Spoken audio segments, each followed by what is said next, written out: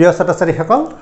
তোমালোকে মোৰ লগত 4.1 অনুশীলনীটো কৰি আছিলা আৰু এতিয়া মই আজি তোমালোকৰ বাবে সমাধান লৈ আহিছো কোৱেশ্চন নম্বৰ 8 ৰ পৰা 14 লৈকে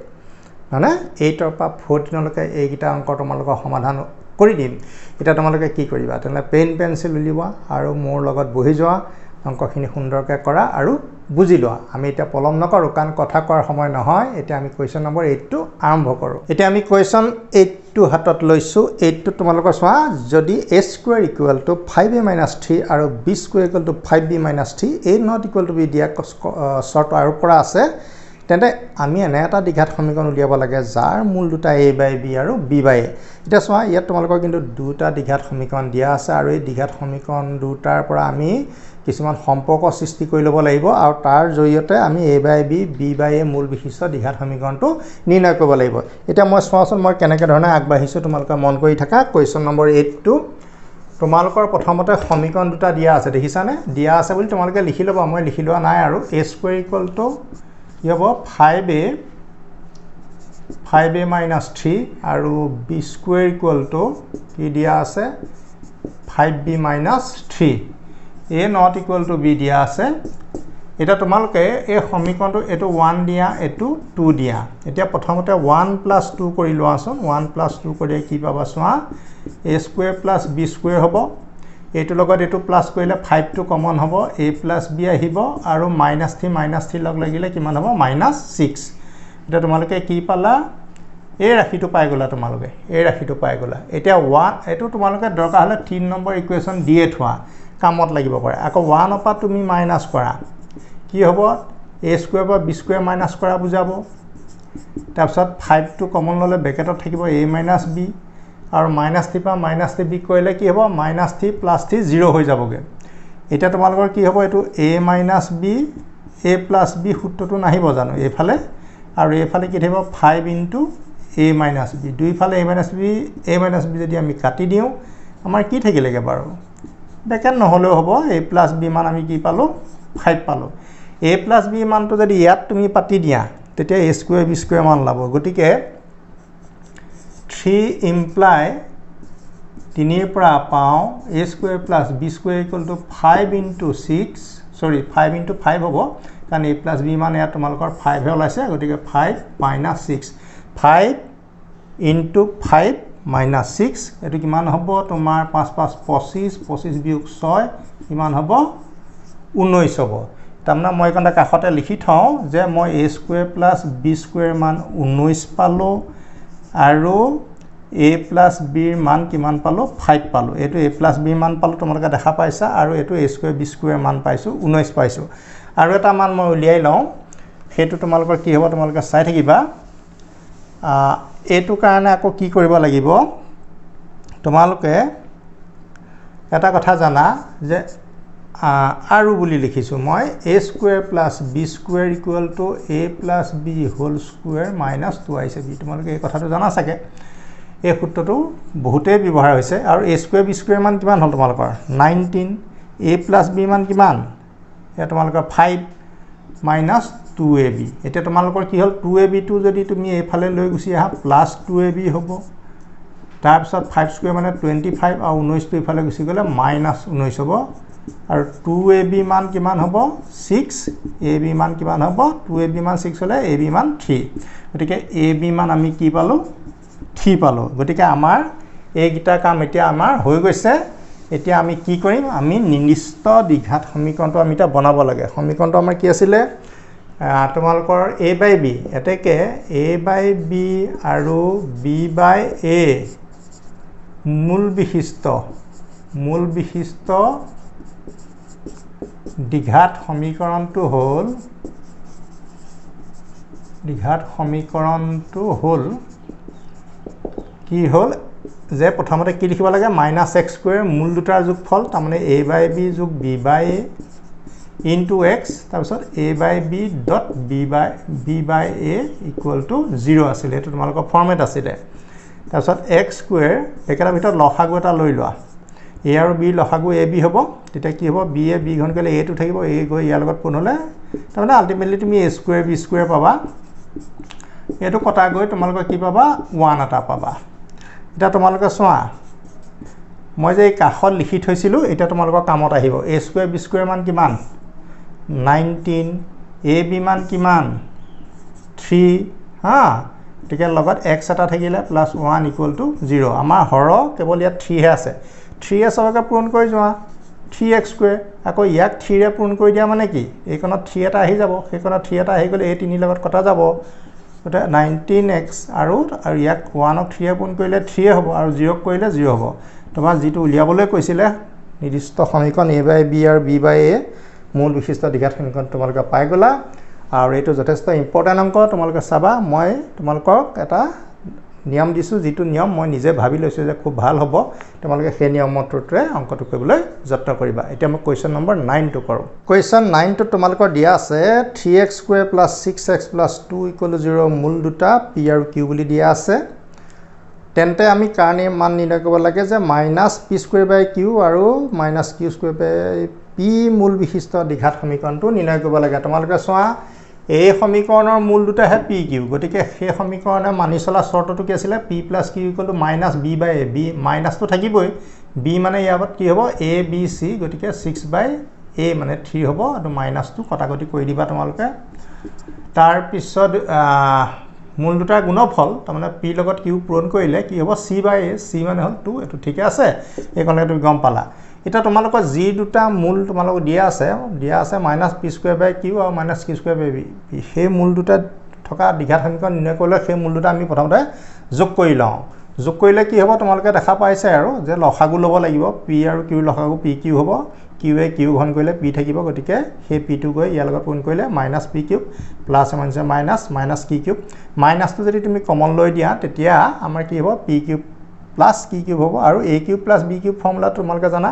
a + b whole cube -3ab * a + b আৰু তলত থাকিব pq এটা তোমালোকে যেহেতু p + q pq ৰাশিবোৰৰ ঠাইত কি পাতিব লাগিব -2 আৰু 2/3 এবোৰ তুমি পাতি দিয়া এটো -2 হোল কিউব এটোত -3 আছিল pq মান 2/3 আৰু p + q -2 তোমালোকে কি পালেগে -2 হোল কিউব মানে হলে -8 মই তোমালোকৰ এফালে কৰি দিছো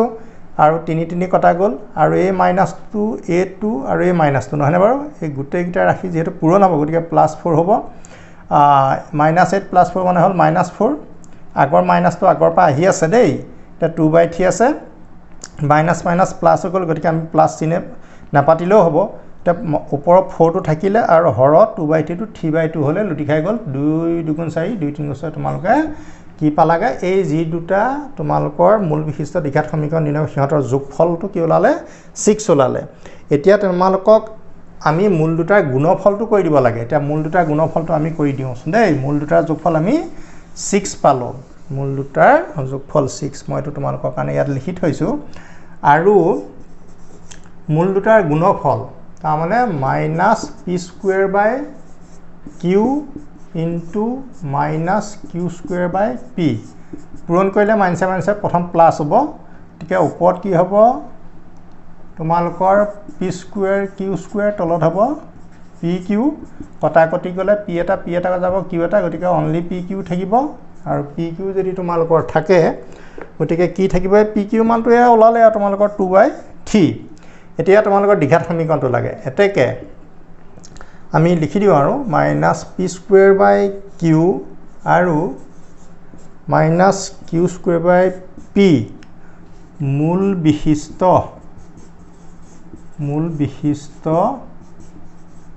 দ্বিঘাত সমীকৰণটো হ'ল মূল দুটাৰ গুণফলটো মই একন লিখি থৈছো 2/3 এটো গুণফল এটো যোগফল দেই এতিয়া তোমালোকৰ দ্বিঘাত সমীকৰণটো কি হ'ব মূল দুটা দি থলে দ্বিঘাত সমীকৰণ কেনেকৈ গঠন কৰে x² - মূল দুটাৰ যোগফল -p² / q যেহেতু ইয়াত মাইনাস আছে প্লাস মাইনাসে হৈ যাব q² / p লগত x থাকিব আৰু মূল দুটাৰ গুণফল বুলি ক'লে -p² / q * 2 টো থাকি গৈছে -q² / p = 0 এটা আমাৰ কাম কি হ'ব যেহেতু আমি মূল দুটাৰ যোগফল ওইটো উলিয়াই থৈছো আৰু মূল দুটা গুণফল এই 2/3 উলিয়াই থৈছো কেৱল মাত্ৰ এতিয়া ইয়াত বহুৱাব লাগে এতিয়া মই এখিনি মহাই লৈছো দেই এতিয়া মহাই লোৱাৰ পিছত সেই কথাখিনিকে ওপৰত লিখিম যিখিনি নেকি তোমালোকে তলত লিখিবা তলে তলে গৈ আছে আৰু বস্তুখিনি x স্কয়াৰ মাইনাস মূল দুটাৰ যোগফল কি পালো আমি 6 পালো গতিকে আমি জাস্ট আমি এটা কেনেকৈ লিখিম এটো ব্ৰেকেটৰ ভিতৰত আমি 6 পালো আৰু গতিকে 6x হ'ব আৰু মূল দুটাৰ এই গুণফলটো আমি কি পালো 2/3 পালো ইকুৱেল টু 0 এতিয়া হৰ হিচাপে আমাৰ কি আছে 3 আছে 3s হবগে পূৰণ কৰি যাও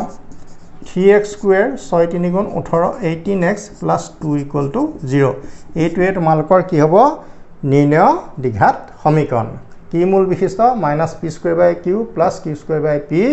মূল বিশিষ্ট দ্বিঘাত সমীকৰণৰ ৰূপটো হ'ল এটো আৰু যদি আমাক কয় বলে ইমান মূল বিশিষ্ট দ্বিঘাত সমীকৰণ মানে -p² q q² p মূল বিশিষ্ট দ্বিঘাত সমীকৰণ বুলি ক'লে এই কোণতে পাতি দিলে শেষ হৈ যায় কিন্তু যেহেতু আমাৰ আগৰ সম্পৰ্কত তোমালোকৰ মান কিছুমান দিয়া আছে সেই মান কিছুমান ব্যৱহাৰ কৰি দিয়াৰ লগে লগে তোমালোকে সাংখ্যিক সহগ বিশিষ্ট এটা দ্বিঘাত সমীকৰণ পাবা যিটো নেকি এতিয়া আমাক উলিয়াবলৈ কৈছিল এটো আমাৰ সম্পূৰ্ণ হৈ গল এতিয়া আমি কোৱেশ্চন নম্বৰ 10 লৈ যাওঁ কোৱেশ্চন 10 ত তোমালোকৰ দিয়া আছে যে x² + ax + 8 = 0 ৰ এটা মূল 4 আৰু দিয়া আছে x² + ax + b = 0 ৰ মূল দুটা সমান মানে দ্বিতীয় সমীকৰণটোৰ মূল দুটা সমান তোমালোকে এটা কথা জানা যেতিয়া এটা দ্বিঘাত সমীকৰণৰ মূল দুটা সমান হয় তেতিয়া এটা শৰ্ত আছিল b² - 4ac = 0 তাৰমানে এই শৰ্তটো তোমালোকে লগাব লাগিব b ৰ মান নিৰ্ণয় কৰিব লাগে এটা তোমালোকে চোৱা এই সমীকৰণটোৰ মূল এটা 4 মূল মানেনো কি আৰু মানে x ৰ মান গতিকে সেই 4 টো ইয়াৰ x ৰ ঠাইত তুমি বহুৱাই দিয়াৰ লগে লগে কি হ'ব যেহেতু মূল মানে হ'ল x ৰ মান গতিকে সমীকৰণৰ x ৰ মান বহুৱাই দিলে 4² মানে 16 এটো x আছিল 4 গতিকে 4 এ 8 এটা 16 8 কিমান হ'ব 24 টো যদি সমান চিহ্ন ইফালে লৈ যাও কিমান হ'ব -24 এফালে 4 এ থাকিব আৰু a ৰ মান পাবৰ কাৰণে কি কৰিব লাগিব 4 এ 24 ক ডিভাইড কৰিলে কিমান হ'ব -6 হ'ব গতিকে তুমি a ৰ মানটো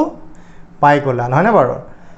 তাৰ পিছত কি হৈছে x² + ax + b ৰ মূল দুটা সমান বুলি কৈছে তোমালোকে জানা যেতিয়া মূল দুটা সমান হয় ভেদ নিৰূপক বা বিবেচিকা বুলি এটা বস্তু আছে সাধাৰণ গণিতত বা উচ্চ গণিততো কথা একাটাই b² - 4ac = 0 এই কন্ডিশনটো তোমালোকৰ দৰকাৰ হ'ব ইয়াত b ঠাইত কোন আছে ইয়াত b বুলি কওঁতে b আখৰটোলে মনত নেপেলাবা b পজিশনত কোন আছে গতিকে এটো b পজিশন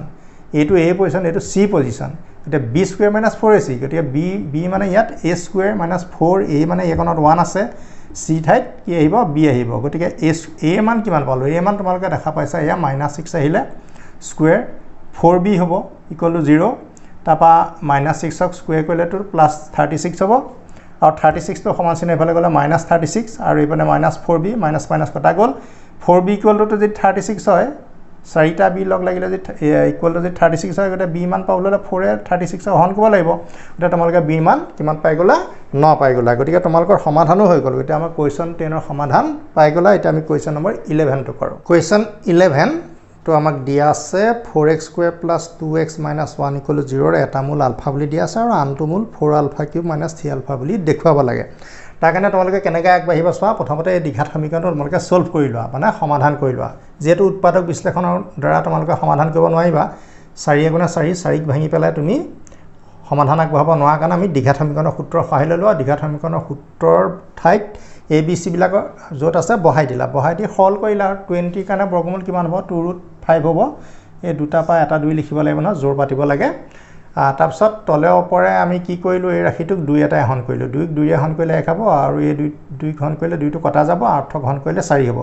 ইয়াতে তুমি দুটা মূল পালা প্লাস মাইনাস থকা মানে হ'ল দুটা মূল এবাৰ কি বুলি লাগিব মাইনাস প্লাস √5/4 এবাৰ -1 -√5/4 এই যি দুটা তোমাৰ মূল আছে ইয়াৰে যিকোনো এটা মূলটো তুমি আলফা বুলি ধৰা হয় এইটো ধৰা নহয় এইটো ধৰা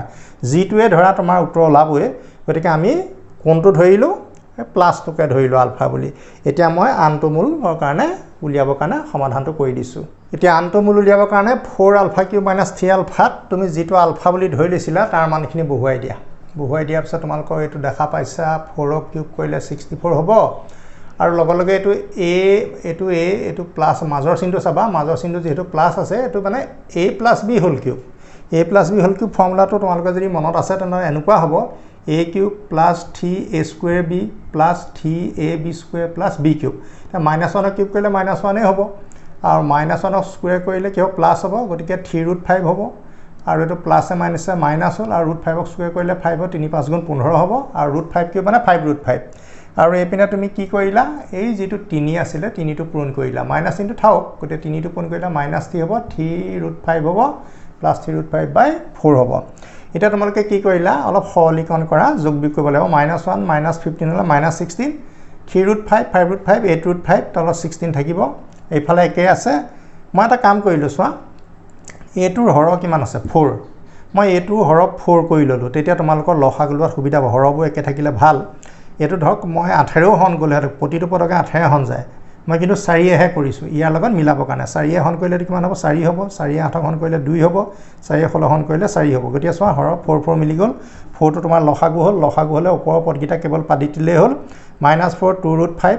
-+3 আৰু +-3√5 এতিয়া বাকি যিকোন সৰলীকৰণ আছে এতিয়া ওপৰত চাই থাকা মই ওপৰত তোমালোকক পাতি দিছো বা হল কৰি দিছো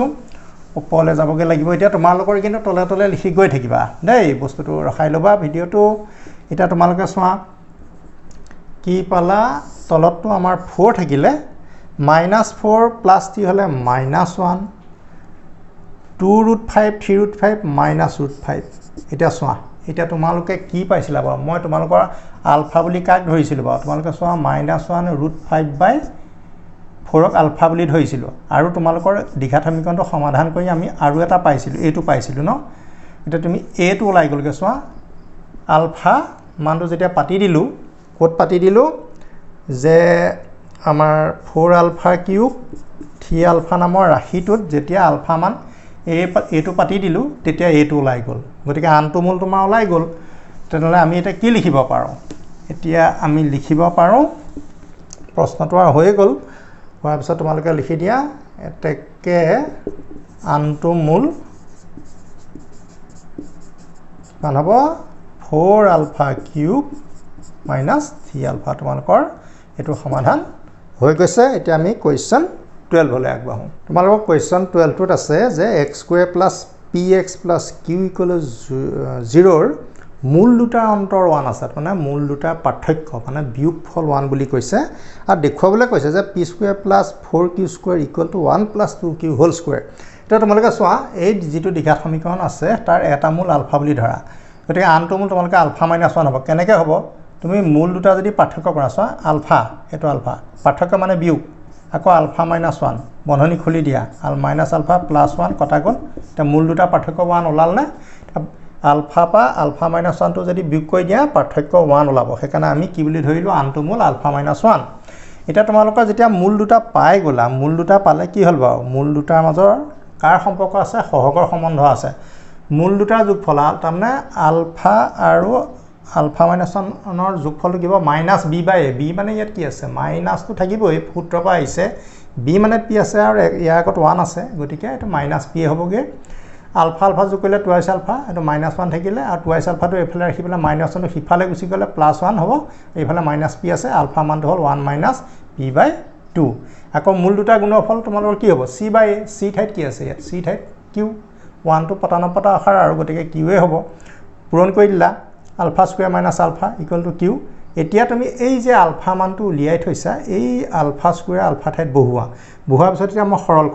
কৰা কামখিনি মই কৰি গৈ আছো তোমালোকে এতিয়া চাই থাকা মই ওপৰলে আগবাঢ়ি গৈ আছো ওপৰত পাতিম গতিকে তোমালোকে কি পাবাগে চোৱা প্ৰথম কথা হ'ল এটো হোল স্কয়াৰটো খুলি দিলে তলত 4 হ'ব ওপৰত 1 - p হোল স্কয়াৰ হ'ব আৰু তলত হ'ব 2 আৰু 1 - p ঠিক আছে এটো কি হ'ব এতিয়া তোমালোকে এটা কাম কৰা এটো হেৰি হ'ব ওপৰত a - b হোল স্কয়াৰ হ'ল a square - 2 * 1 * p + p square হ'ব নহনে বাৰু আৰু মাইনাস এটো 2 টো থাকিবই এটা 1 - p = q থাকিব লসাগু লৈ দিয়া লসাগু লৈ দিলে এই 4 ৰ ওপৰ ৰাখিটো একে থাকিব 1 - 2p + p স্কয়াৰ আৰু 2 এ 4 হন কৰিলে দুবাৰ যাব আৰু 2 টো পূৰণ কৰি দিয়া 2 টো যদি ইয়াৰ লগত 1 ৰ লগত পূৰণ কৰা -2 হ'ব -2 হ'ব -7 প্লাস 2p = q হ'ব +2p -2p কটাই গল এইফালে কি থাকিলে 1 নহনে বাৰু 1 ৰ পৰা 2 মাইনাস কৰিলে -1 এ হ'ব -1 এ হ'ব আৰু কি থাকিব p স্কয়াৰ আৰু এই 4 টো বৰ্গমূলত মাৰিলে কি হ'ব 4q হ'বগে গতিকে তোমালোকে এইকণলৈকে পালা আমি চাই যাব লাগিব আমি কি উলিয়াবলৈ গৈ আছো গতিকে p² হ'ব 1 + 4q নহয়নে বাৰু এটা তোমালোকৰ উত্তৰ ওলাব লাগে এইটো হেটো চাই নাথাকিলে আমি কি উলিয়াব লাগিব আমি গম নাপাম এইটো মই লিখিয়ে লৈছো 1 + 2q হোল স্কয়াৰ তোমালোক হেতু প্ৰমাণ ওলাব লাগে আচ্ছা হেতু প্ৰমাণ ওলাবলে তোমালোকে চোৱা এইফালে তুমি p² টো অলৰেডি পাই গলা নহয়নে বাৰু গতিকে তুমি 4q² টো ইয়াৰ লগত যদি প্লাস কৰি দিয়া এইফালে প্লাস কৰিলে দুইফালে কৰিবলৈ তাৰমানে adding 4q² on both side তাৰমানে 4q দুইফালে যোগ কৰি পাও ঠিক p² + 4q² হলে আকৌ এইপিনে হ'ব 4q² + 1 + 4q এটা তুমি এইফালে পালা p² + 4q² আৰু তুমি যদি এটো ভালকে এটা মন কৰা এটো 2q + 1 হোল স্কয়াৰ হ'ব যেটো নেকি তোমালোকৰ উত্তৰ ওলাই গল আৰু প্ৰমাণ কৰা হৈ গল এটো তোমালোকে এটা বুজি পাইছা না হেতু প্ৰথম চোৱা 4q² 1 + 4q মানে সেই সূত্ৰটো হয় না নহয় এটো a² ফৰ্মুলা এটো b² ফৰ্মুলা তাৰপিছত 2a a মানে 2q b মানে কি 1 a² b² + 2ac তাৰমানে a + b হোল স্কয়াৰ গতিকে তোমালোকে এটো ওলাই গল উত্তৰ হবহু মিলি গৈছে গতিকে তোমালোকে শেষত লিখি দিয়া প্ৰমাণ কৰা হল এতিয়া আমি কোৱেশ্চন নম্বৰ 13 লৈ আগবাঢ়ো কোৱেশ্চন 13 টো তোমালোকে চোৱা এটো এটা ইম্পৰ্টেন্ট কোৱেশ্চন আৰু এই কোৱেশ্চনটো উমহতীয়া মূলৰ তোমালোকে এতিয়ালৈকে দুটা কোৱেশ্চন এই এক্সাৰসাইজত কৰিলাই তথাপিতো আকৌ কৰিবলৈ লাগিব যেহেতু কোৱেশ্চনটো দিয়া আছে ইয়াতে কৈছে যে ax² + bx + c = 0 আৰু bx² + cx = 0 এটা উমহতীয়া মূল আছে মানে সাধাৰণ মূল আছে প্ৰমাণ কৰিব লাগে যে a + b + c = 0 নাইবা a = b = c তা আমি কেনেদৰে আগবাঢ়িম সেই বিষয়টো তোমালোকক ক'ব নালাগে কাৰণ এনেকুৱা অংক আমি ইতিমধ্যে দুটা কৰিছোৱে এটা তোমালোকে সমীকৰণ দুটা প্ৰথমতে লিখি ললা আৰু উমহতীয়া মূলটো তোমালোকে কি ধৰিলা আলফা তা আলফাটো কাঠাত বহাব লাগিব x ৰ ঠাইত গতে a α² b α + c = 0 একেদৰে ইয়াতো বহিলে তাৰপিছত যেতিয়া α² আলফা এনেকুৱা থাকে তোমালোকে হেতু কি পদ্ধতি লগাব লাগিব বজ্ৰ পূৰণ পদ্ধতি বজ্ৰ পূৰণ পদ্ধতিৰ নিয়মটো কি আছিল α² / তাৰপা তলৰ ৰাশিখিনি কেনেকৈ পাতিম সেই কথাটো স্পষ্টকৈ কৈছিলো মই যেতিয়া α² তলত পাতিবা α² টো মুদাই দিবা b লগত a আলফা কিটা ব্যৱহাৰ নকৰিবা b a তাৰ মানে ab পাতিছো আৰু c তাৰপিছত দুইটা পূৰণ কৰাৰ পিছত বিয়োগচিন দিবা আকৌ c c² হল আকৌ যেতিয়া আলফালে যাবা আলফাটো মুদাই দিবা তুমি এটো নাই বুলি ভাবিবা তেতিয়া আকৌ তলৰ পৰা আৰম্ভ হ'ব bc a² নহনে পাও মাজত মাইনাস চিন থাকিব আৰু যেতিয়া শেষৰটো পাবা ac - b² এটা তুমি কি কৰিবা চোৱা এই কামটো এখন অকমান ধ্যান দিবা